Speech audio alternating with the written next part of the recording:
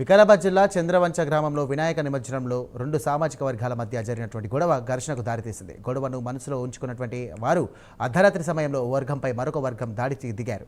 ఘర్షణలో 5గురికి గాయాలయ్యాయి. గొడవను అడ్డుకునేందుకు ప్రయత్నించిన కరణ్ కోట్ కానిస్టేబుల్కు సైతం గాయాలయ్యాయి. ఇరు వర్గాలపై కేసులు నమోదు చేశామని తాండూరు డీఎస్పీ తెలియజేశారు. పరిధిలో ఉన్న చంద్రవంచ గ్రామంలో నిన్న రాత్రి రెండు గ్రూపుల మధ్యలో గొడవ జరిగింది. బేసికల్గా ఏంటంటే 6వ తారీఖు నాడు వినాయక చవితి ఫైనల్ నిమజ్జనంలో వినాయక విగ్రహాల ముందు నేను వెళ్ళాలన్న విషయంలో చిన్న ఘర్షణ జరిగింది. అందులో ఒక కమ్యూనిటీ వాళ్ళకి సంబంధించిన వాళ్ళు మరొక కమ్యూనిటీ వాళ్ళ మీద దాడి చేయడం జరిగింది.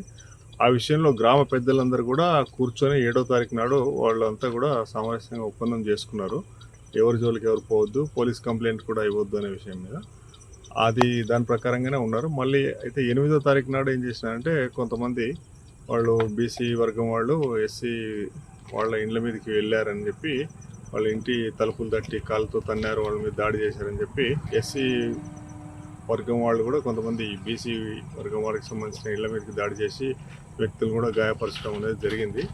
మనకి డయల్ 100 కాల్ వచ్చిన వెంటనే పెట్రోలింగ్ కానిస్టేబుల్స్ వాళ్ళు కూడా ఈ ఊరికి సందర్శించడం జరిగింది. నైట్లో వాళ్ళందరూ కూడా చెదరగొట్టే క్రమంలో వాళ్ళు కర్రలతో దాడి చేయడం వల్ల కానిస్టేబుల్ బసవరాజు కూడా తలకి హెడ్ ఇంజరీ అయింది.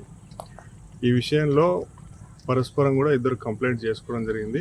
ఆ రెండు వర్గాలు ఇచ్చిన కంప్లైంట్స్ మీద కూడా కేసులు నమోదు చేయడం జరిగింది. అట్లాగే పోలీస్ కానిస్టేబుల్ పై దాడి జరిగిన దాని విషయంలో కూడా కేసు నమోదు చేయడం జరిగింది. మేము ఇంట్లో వండుకున్నాం సార్. ఇంట్లో వండుకుంటే మా ఆయన బయటకు వచ్చిండు. వస్తే ఆడికెళ్ళి గుంజుకొచ్చి ఇక్కడ కొట్టిండ్రు. 20 మంది ఉన్నారు, ఎక్కున్నారు. ఒక్కడే ఉన్నాడు అప్ప.